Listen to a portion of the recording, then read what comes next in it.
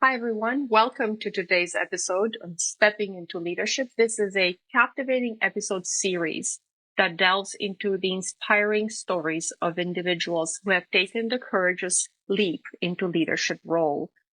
In each of the episodes, we'll invite notable guests from various fields to share their personal experiences and insights on what motivated them to step into leadership and the remarkable transitions they underwent in their journey. It is my pleasure today to invite to our discussion Andy Williams. Andy, welcome. Hey, thanks for having me. So I'm very, very humbled to have you here. Andy is a multifaceted individual, is serving as an educator, an entrepreneur, and lifelong learner. He excels as a supply teacher across various grade levels and manages rental properties as well. In addition, he is the owner and operator of Fryway, a growing food truck business with 2 locations and growing. Andy and his wife are currently constructing an urban farm aiming to educate people on sustainable living and self-sufficient food production. How wonderful. With a master's in education and a thesis focused on outdoor experiential education, Andy is deeply passionate about sustainability, the environment, and education. He aspires to include expanding the franchising Fryway throughout Canada. So happy to have you here, Andy. I'm going to lead into with a question about how did you make this big change in your life? What motivated you to make this change? Well, great question. Well, thanks for having me. I've done a few big changes in my life. Feels weird to say that. I'm only 39 years old right now, but I've followed a couple different career paths since I finished university. So as you mentioned, first I went into teaching. So I graduated university and went straight into secondary school teaching. And I spent 8 years as a substitute teacher, teaching in Kingston, Ontario. So I really enjoyed working in the classroom, but I just couldn't find full-time work. So back when I graduated, there were too many teachers, not enough jobs. It's kind of the opposite problem that we have right now. So I was in for about 8 years supply teaching, and then the Ontario government passed a regulation that forced schools to hire by seniority rather than hiring the person that they wanted for the job. So despite being 8 years in with the school board, I realized I just got pushed another 5 or 6 years further away from a full-time position. And I was feeling the weight of my student loans over me. So that was the first time I decided to make a big change in my life. I was the first person in my family to go to university. I had a large pile of student loans hanging over my head. I saw my friends traveling the world, buying houses, having families. And here I was with 3 or 4 part-time jobs, living in a basement apartment, and just making my minimum monthly payments on my student loans. So the first big change I made, I left teaching. I enjoyed it a lot, but I just, I didn't want to wait another 5 or 6 years to try and get my foot in the door. So I took an opportunity to take a job as a city bus driver for the municipality where I live. I knew there was like unlimited hours essentially, so I could pay off my student loans pretty quickly and start saving for the big ticket items in life, buying a house, having kids, maybe taking a vacation like I saw my friends doing. So I did this for about 6 years. I worked for the city, but I quickly became disillusioned with it. The management structure and the leadership I worked for seemed askew. And from the day I was hired, I was warned it was like a toxic work environment I was stepping into. And it was very easy to see why. The management that we had was very overbearing. They micromanaged every aspect of your day. And it seemed like they didn't put much value on the frontline workers who kept their entire system working. So I'd heard stories from many coworkers that had been there for years. They all had resentment towards the management. They'd all been through the same problems, and felt like, there was no way to really fix this system. So it became obvious that it was time for me to make yet another change in my life. So I stepped out of that job and enrolled into a business administration program at the St. Lawrence College here in Kingston. Initially, I thought maybe that would be a stepping stone to another job within the municipality. Figured out I was in the union, so maybe by going back to school, I could transfer to a different department. And COVID had other ideas, so this was the start of 2020 when I was doing this program. And the whole world changed come March 2020, so the program I was in went remote. My job was axed. I got laid off with about 100 other people when the transit system got shut down. But it turned out to be an excellent opportunity. I got to spend a year and a half at home with my wife and my kids, started to build our urban farm in the backyard. And, I kind of came to the realization I shouldn't be sitting around waiting for someone to hand an opportunity to me, that I needed kind of to take control of things and come up with something for myself. So I made the change again, and I quit my job and went back into the teaching world. There was a huge opportunity for teachers now. When COVID hit, a lot of teachers retired early and stepped out of the classroom. So I went into teaching, was enjoying it. I've taken a few lengthy positions, which I couldn't get when I was there the first time, and was having a great time. But at the same time, I have kids at home now, and we're building an urban farm and had other priorities. So I wasn't sure if I could completely dedicate myself to becoming the best teacher that I could be. A long-time friend of mine, his name is Scott Holman, presented an opportunity to me. He secured a lease for an excellent location for a food truck in our city, and I'd helped him a few times in the past. He started running hot dog carts and eventually moved up into the food truck world, and told me, he thought this would be a great opportunity, but he had no way that he'd be able to do it. He was, swamped with the truck he was running already, and that this one was going to be a busy one. So I stepped up to the plate, convinced Scott that this, I was the right person for this job. I needed a project to kind of focus myself on. And, we got it off the ground. We've turned it into a success. So, I've, had a handful of restaurant jobs in my past during university and high school days. And, somehow in a matter of a couple of months, we went from an idea and a conversation that we had about a food truck to opening what's likely one of the busiest ones in our city. We're closing in on the 1 year mark now. We're just opening our second truck now. We've got about 13 staff members, and we're easily clearing $500,000 in sales this year. And it's been a whirlwind, just kind of hanging on for dear life. But it's an excellent adventure. So another big change and loving it. That was a really interesting history of where you've been in the last. Looking at it, that's like about 15 years in your career. That's terrific. Can you tell us a story when you knew that you were going to make this change into, now you're running a business all about the food industry, and food is a really competitive, high turnover industry. What was the moment? Tell us the story about the moment when you said, yeah, this is good. I can do this. Well, I've worked in a few different restaurants over the years. I started in high school. I was a manager at a McDonald's restaurant. In university, I worked at a couple kind of mom and pop shops, including a local catering company and a cafe corner store. So I've had experience in the restaurants, and it was kind of the opportunity from Scott popped up, and realized as a Queen's student, this food truck location's on the edge of the Queen's University campus. So I've spent years on campus, and I know how busy that location is. I knew, it was the perfect place to put a food truck. There hadn't been one there in a few years, so it seemed like a good time to jump. Another change we did in life, my wife and I owned a rental property. We had a triplex, and, we saw the market ticking higher and higher on the property value, and realized, we're at a point where we're either going to have to dump a bunch of money into this property to keep it in good shape, or we can cash out now and save ourselves years of hassle. So we decided to sell the house and cashed out, and the money was kind of sitting in the bank. I wasn't certain the stock market was going the way I wanted it to go, so we just kind of left the money sitting there, and this opportunity arose for the food truck, and it was a pretty quick jump. We realized, she's also a Queen's University alumni, so we both know the location for the food truck, and we both immediately were like, that's an incredible place to put a business. I can't believe there isn't one there now. We've got to make this happen, and just jumped in, head first and went for it. So.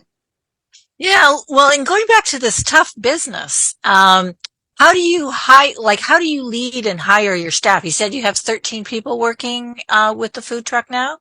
That's correct, yeah. So we're lucky to be on the university campus, so we have a pretty good selection of students that work for us, just kind of part-time.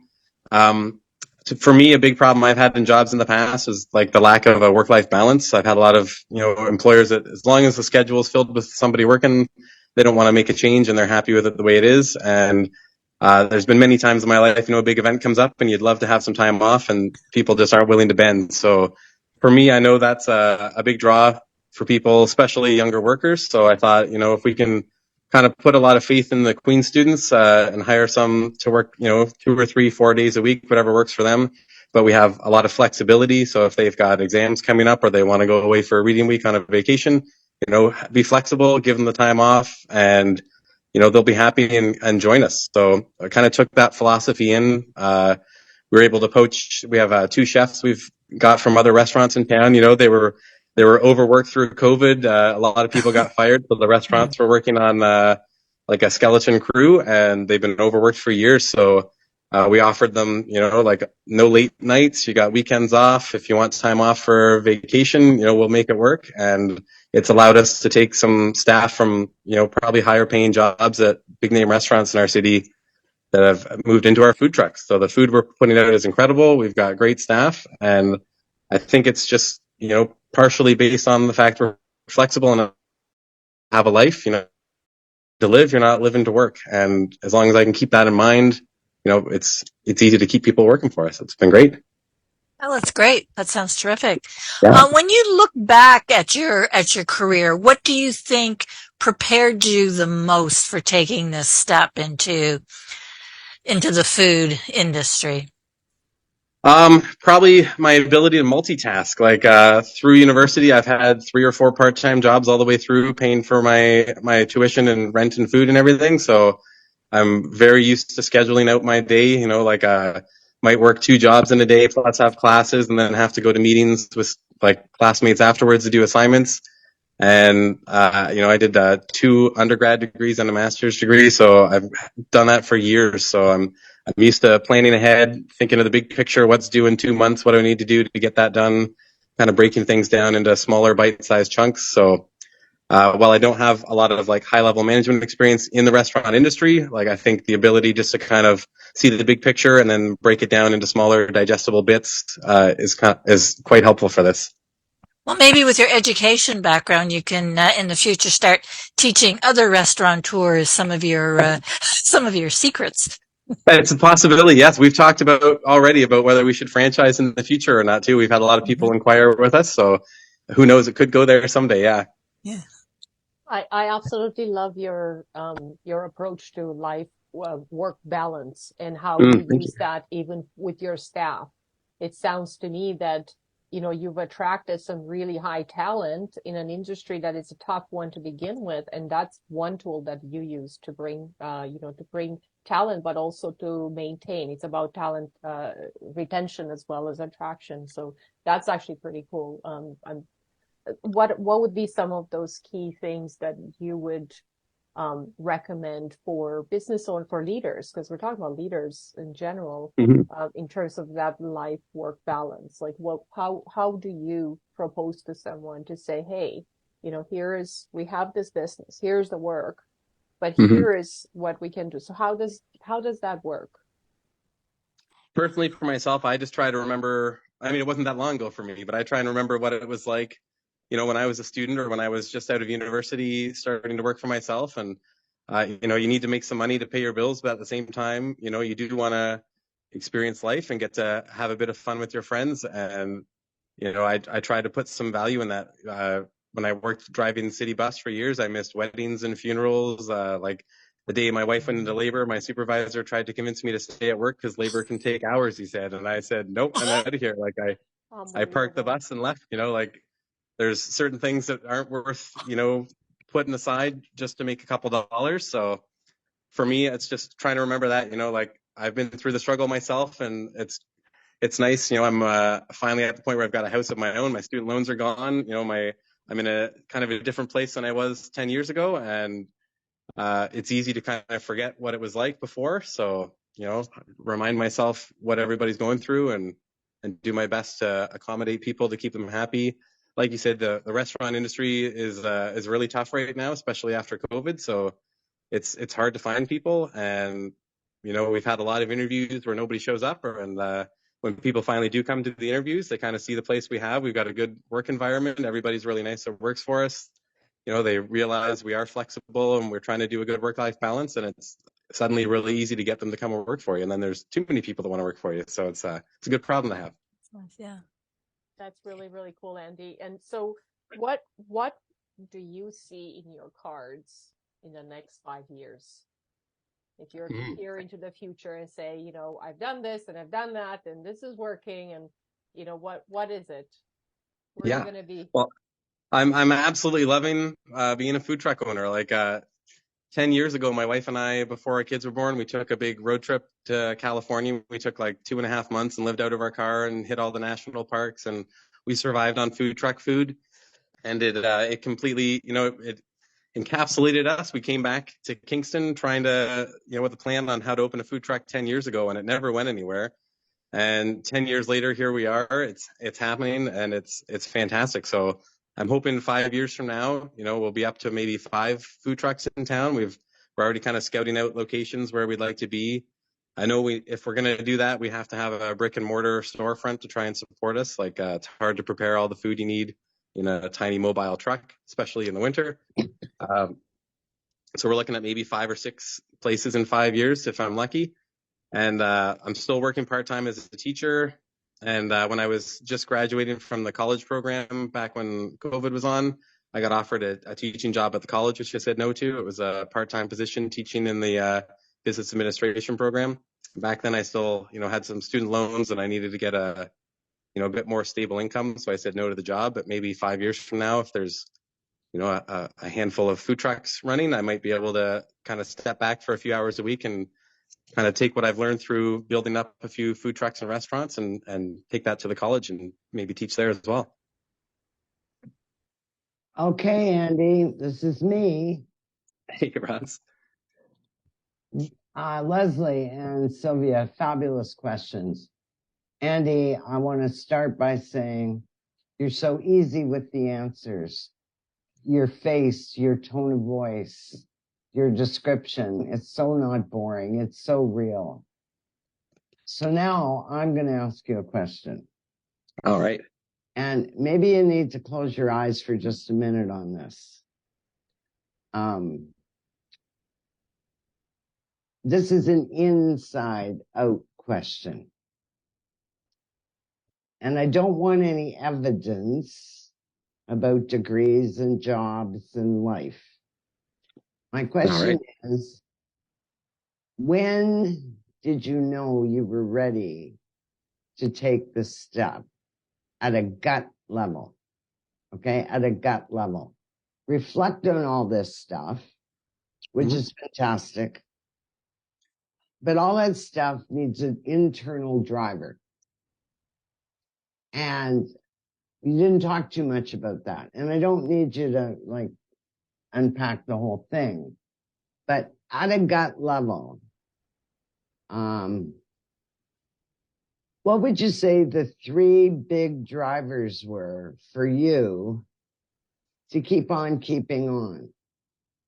Particularly your capacity to say, no, I don't want to. Your capacity to not be spooked. Your capacity to follow your path or your vision or whatever. And in my experience as an executive coach, that is really the essence of leadership. Because we all learn fairly quickly that you can't fix the system or you can't even change it, but you can trick it. And we all know that systems exist to keep the lawyers away, keep us out of jail, and try to keep people safe. But the capacity for a leader to see over the hill, down into the valley, around the other way, and take the lead and get on with it, only about 7% of people who manage do that. Okay? And I know you're ethical and I know you're honest, but I also know you're not going to do anything that doesn't fit with the gut. So that's my intro to the question of what would be the 3 drivers internally, gut level, for you to go from where you were as a kid at 20 to where you are as a father, a business owner, a partner, married, owning a house, out of debt? What drove you? 3 things. All right. That's a good question. I guess number one, like planning, like constantly, anytime we've discussed having a big life change between my wife and I and our careers, we've discussed it till the cows come home. You know, it's often while we're driving on a road trip or something like that, or on a camping trip, you know, the kids might be asleep in the back seat, and we go over every possible angle we could think of. So whether that was going back to university to get a master's degree, I debated going back to university to find a completely new career, or whether it's opening a food truck. You know, we sit down and we come up with every possible impact we can think of. What's it going to do to our life? What's it going to do to our kids' life? What impact will it have on my wife's career? And a lot of times it resulted in a conclusion where, like, you know, I don't think the gamble's worth it. You know, like, I thought about going back to school for urban planning. That was a career path I thought of when I was in teachers college, and I always thought I'd love it. But to me, you know, weighing the pros and cons, it just wasn't worth taking on another student loan, moving to another city, and uprooting everything, and not really knowing what was going to come out on the other end. So what I'm hearing, Andy, is that you and Kelly are in partnership. 100%. You have a lot of compassion for life, Mm-hmm. life together. You have a lot of trust. You're willing to take chances. Okay, so when those conversations are complete, or the way I look at it, that would be a first step. What's the next step? For me, it would come down to, like, needing to feel fulfilled. So, you know, some of those plans in the past that we discussed, we'd you know, talked about going back to school for urban planning, and then that resulted in the idea that maybe we'd be stuck living in a condo on the 30th floor somewhere, which neither of us particularly wanted to do, and we wouldn't find that to be a fulfilling life. You know, we currently have a half an acre property.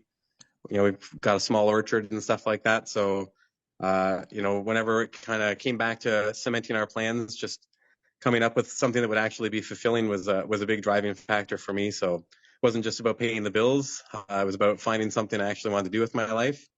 You know, I had a lot of relatives, luckily, that made it to the late 90s, early hundreds, and they always, you know, told me about things they regretted not doing in life, not things that they did. So, you know, it makes me think about every time I come up with a plan, you know, I want to make sure I'm going to not regret, you know, passing over it if I think through and decide it's not a good idea. So what I'm hearing and what you're saying is that, and you're not saying this, but I just want to check with you, that Yep. fulfillment comes from a strong sense of balance with your own integrity, with your own 100%. beliefs. Yes. And, yeah. and that's more important to you than the almighty dollar. 100%. Yeah. You know, I didn't come from a very wealthy family, so I'm used to getting by with not a lot of money. So I don't have a desire to, you know, fill my bank account up. You know, as long as I can keep a roof over my head, I'd prefer to have time with family and friends, and, you know, do rewarding things in life rather than just, you know, work and stockpile. So what would be the third thing, Andy, if there were 3? Said planning, talking, in partnership, all the angles, number 1. Yep. Coming to a point of feeling fulfilled, and it's Mhm. not about money or power. Yep. So what would the third thing be? The third thing for me, I probably would say, like, giving back to the community. So at this food truck we're doing now with Fryway, we've done 6 different fundraisers now for local food banks and local charities around town. You know, we've been donating a fair bit of money back to them. We donate food, you know, so it doesn't go to waste. You know, we're trying to be, you know, a good business within our community, right? Like, we're paying livable wages to all our employees. We're trying to ensure, you know, a good balance for everybody. We're buying sustainable packaging, our food sustainably sourced. So we want to try and give back to our local community rather than, you know, trying to pinch pennies and, you know, buy the cheapest possible ingredients and charge the most that you can for them. And the other thing I heard you say is that you're valuing in dollars the contribution of your staff. So you're not paying them the lowest amount. No, not at all. No, I mean, especially in the restaurant industry, it's tough to find people right now. So, just as a way to get people interested, even to offer a few dollars an hour more than most people, that's a good way to catch people's attention. And you want to reward the people that work for you. You want to be able to trust that they're going to do the job that you need them to do, so you don't have to micromanage them like so many managers I've had in the past do. So, I feel like if you make the right offer to the right people, you create a good environment for them, they'll bring their A game and they'll take care of you as long as you take care of them. Yeah, well, that's right. And so we wrap that up in this podcast by saying, while there is no license to lead, good leadership is bottom up. And it generates hope, trust, compassion, and stability. And so that's the actions. And then you get what you give, right? Oh, 100%. And then you're building a community too in the same right. time. Which is all part of it, is that, you're giving back to the community that gives back to you. And I know the food on that truck, really healthy stuff. So there you are on that campus with all those Queen's students whose parents would like them to eat good food, but the cafeteria is not their choice. Yep. And then all the doctors in those medical buildings who aren't going to eat crummy food. So Queens loves you, and the city of Kingston loves you, and I love you. I love you too, Roz. Yeah, I think, like giving back to the community, I was originally thinking of it as a broader, like citywide thing, but like within the university and the hospital that are directly beside our food truck, like it's resulted in a lot of Queen students coming by looking for jobs. We've been given a lot of requests for large catering events. It's all been built from the fact that, we're providing a good product, we're friendly, we're giving back. We've donated to like different charities around campus. We've donated to some of the nursing groups when they're doing like employee recognition days. We give away free meals. It's an incredible selection of students that apply for the jobs too. Like we've recently hired someone who's completing a master's in law. They're here from overseas studying law degree, but they need just a flexible job to make a little extra cash to help pay the bills. Perfect. We've got another person who's a medical resident. He's not doing his residency right now, so same thing, needs some extra cash. Like the quality of workers you can find on a university campus is absolutely incredible, as long as you're compassionate and willing to be flexible with their needs as well, and it's paying off. That's wonderful, Andy. It's fascinating what you're doing. I absolutely love everything that you do, and I want to thank you for joining us today and sharing all of the steps that you've taken, all of the nuggets, like really key nuggets in stepping into leadership, which you have done so wonderfully. So with that, I'd like to take a moment and thank you, and look forward to chatting with you after as well, and try the food too. Thank you very much for listening to our episode 5. It was a great conversation with Andy Williams. For our next episode, continuing with the theme of stepping into leadership, we have Bhadresh Patel. He is the president of Toastmasters at Queen's in Kingston, Ontario. Looking forward to that episode, and we'll be sharing it soon. Thank you.